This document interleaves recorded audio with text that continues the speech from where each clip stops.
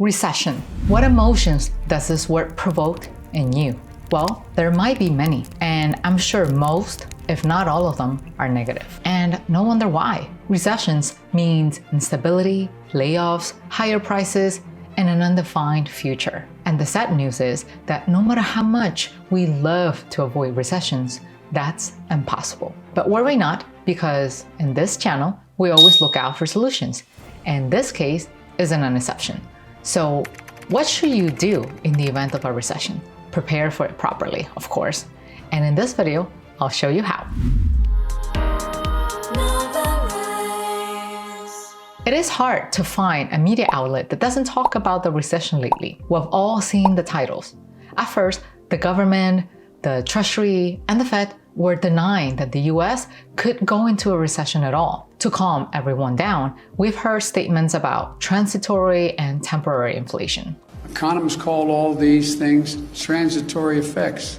We were told that a recession was improbable. I don't see signs of a recession in this economy at this point. And of course, everyone ensured that the economic situation was stable. The U.S. economy is very strong, performing very well. But when confronted, the Fed wasn't that sure about their statements anymore. So I think the word transitory has different meanings to different people. Looking back, you clearly see that most of us, not Wall Street or the government, but the average citizen, realize that a recession is unavoidable only when the country is already in one. We don't notice that before simply because most media and the government assure us that everything is stable and there's nothing to worry about. Only when everything collapses, they have no other option than to acknowledge that the situation isn't as good as they said. The crisis of 2008 is a perfect example. The conclusion we can make out of this is that no one will care about your well-being and financial stability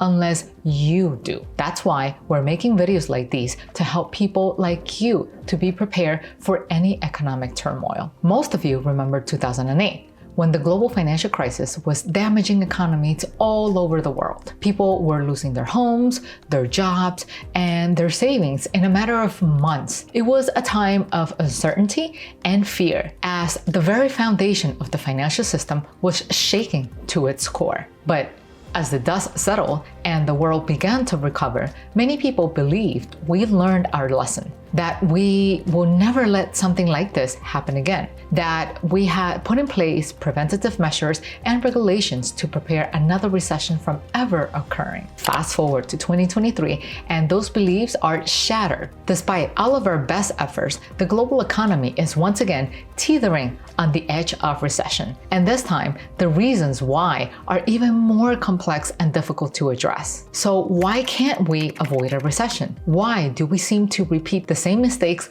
over and over again? I do believe recessions are really inevitable. But first, let's define what a recession is. People often have a heated discussion about whether the economy is in recession. How can you tell? The informal rule of thumb says a recession is 2 consecutive quarters of economic slowdown. But in reality, it isn't that straightforward. The general definition, it's a bit vague. A recession is a significant decline in economic activity that lasts for a prolonged period of time. This decline is typically characterized by a decrease in the gross domestic product, GDP, a slowdown in consumer spending, and a rise in unemployment rates. Now, let's see what causes recession and why they are unavoidable. First, you need to know that recession is not a new phenomenon. History shows that the global economy has been through many recessions. The US also has experienced many economic downturns, from the Great Depression in the 1930s to the dot-com bubble burst in the 2000s. According to the National Bureau of Economic Research, there have been 33 recessions in the US since 1854. The average duration of a recession is around 11 months. And today, we will see that there are many more recessions to come. After the Fed's meeting in March, economists predicted that a recession may happen later this year due to the banking crisis. The effects of the banking turmoil would likely lead to a mild recession later this year. But this time, it isn't that simple. Every expert says that the economic situation is weird. You might think that weird isn't an appropriate term, but look at it yourself. We've heard about the possibility of an upcoming recession for a very long time. The Fed raised interest rates, Prices went up, big tech companies announced massive layoffs, and the housing market turned crazy. These factors should be more than enough to get a country into a recession. But the labor market, it's booming as people continue to spend money on travel and entertainment. In January 2023, the unemployment rate went down to 3.4%, a 53-year low. It doesn't seem like a recession, even though everyone talks about that. The Wall Street Journal released an article titled "Why the Recession is Always 6 Months Away," trying to get an answer to this question. One interesting finding is that people don't see the recession as a serious threat now. The Wall Street Journal also highlights that in June 2022, US households had around $1.7 trillion more in savings accumulated through mid-2021. Ray Farris, the chief economist at Credit Suisse, also called the upcoming recession the Godot's recession. The name refers to Samuel Beckett's play, Waiting for Godot, where two characters wait for a person named Godot who never arrives. But even though people don't seem to wait for a recession to happen, most experts agree that the market is too overheated and the recession is unavoidable. If not now, sooner or later, it will happen. According to Bloomberg, the US has 65% chance of getting into a recession, compared to a 75% probability for the UK and a 0% for India. The question is, why recessions happen and why can't we avoid them? Recessions are inevitable because they're a natural part of the business cycle. The business cycle is a process the economy goes through as it expands. It consists of 4 phases: expansion, peak, contraction, and through. Now, what happens during each stage? During the expansion phase, the economy grows and businesses invest in new projects, hire more workers, and increase production. This leads to economic activity and consumer spending growth, a so-called peak phase. But as the economy reaches its top, it begins to slow down and the growth starts to plateau. Then comes the contraction phase, when the economy begins to decline and businesses may reduce production and lay off workers. Consumers also tend to spend less as they become more cautious about their finances. This can lead to a recession, which is characterized by a decline in economic activity, job losses, and reduced consumer spending. This is the through phase. So, as you can see, the economy is like a roller coaster, and recessions don't happen because someone does something bad. They occur because everything in this world has a cycle. You can compare that to the change of seasons. Everything grows and blossoms during spring, then peaks in the summer when nature reaches its highest potential. Then autumn comes and everything prepares to go dormant. And finally, winter is the season when nature falls asleep. But no matter how cold the winter is, spring always arrives and brings new growth. Recessions are also inevitable because they often depend on external factors beyond our control. For example, a recession might be triggered by a natural disaster, a major geopolitical event, or a global pandemic, such as COVID-19, causing an unprecedented impact on the global economy. According to the International Monetary Fund, IMF, the world's economy contracted by 3.5% in 2020. It was the worst recession since the Great Depression. The same thing happens with financial crisis. When the banking system collapses or the stock market crashes, it can lead to a recession. For instance, the 2008 financial crisis was caused by the mortgage crisis, leading to the collapse of several financial institutions. These events can have a significant impact on the economy, but usually we can't predict them. And the truth is that we aren't that good at predicting recessions either. This means that we cannot control many factors that influence our lives directly. For example, unemployment. During a recession, businesses may need to cut costs, often leading to job losses. This often results in high unemployment rates, making it difficult for people to find new jobs and support themselves and their families. It also makes it very difficult for citizens to pay off their debts, and the situation can get out of control very fast. Because of the job losses, people reduce their spending. Even if a person doesn't lose their jobs, the uncertainty spreads throughout society, and it will be a matter of time before everyone starts cutting down on their expenses. If people buy less,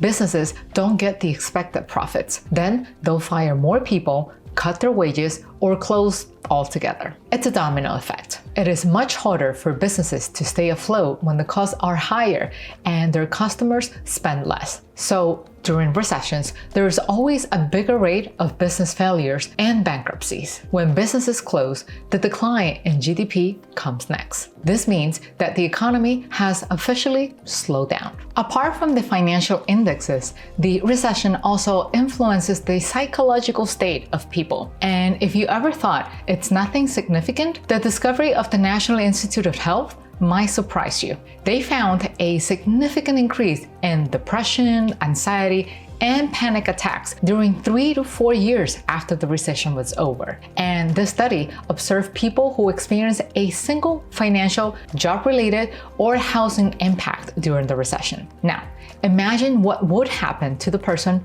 who lost everything. Overall, the consequences of a recession can be significant and long-lasting. It can take several years for the economy to recover from a recession, and the effects can be felt for generations. This is a really harmful environment, especially as you look at their investment prospects. Okay, so if we can't avoid recessions completely, what should we do? There are some actions a government can take, and there are some things you can do to reduce as much stress as possible. Now, let's first see what the government could do to mitigate the impact of recessions and reduce their frequency. Monetary policy is one of the tools used by governments to manage the economy. It involves controlling the money supply and interest rates to achieve specific economic goals. For instance, when the economy is in a recession, the central bank can reduce interest rates to encourage borrowing and spending. This happened during the pandemic, and we had nearly zero interest rates.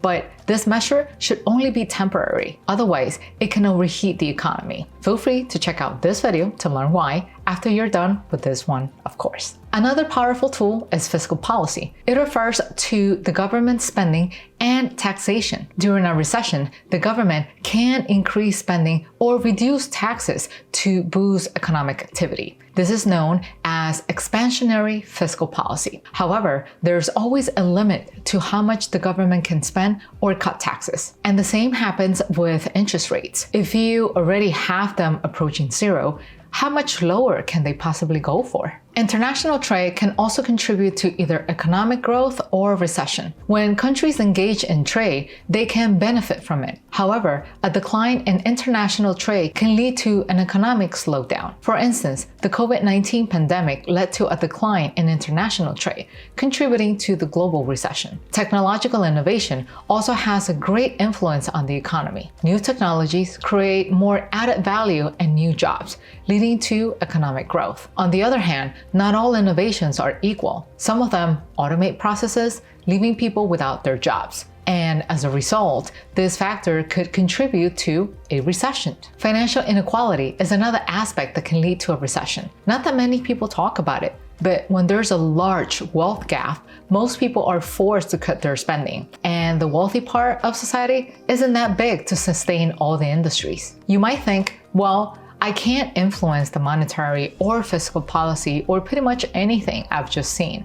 What should I do? Sit and wait for someone to take control of the situation? Not exactly. There are a couple of things you can do to be in charge of your life even in times of recession. Here are 7 tips that can make your life easier during recessions. Build an emergency fund. It's important to have an emergency fund to cover unexpected expenses or job losses. Aim to have 3 to 6 months of living expenses saved up. Pay up debts. Paying off high-interest debt like credit cards and personal loans can help reduce monthly expenses and free up cash flow. Review and adjust spending. Take a look at your budget and find areas where you can cut back on spending to save money. Focus on essential expenses.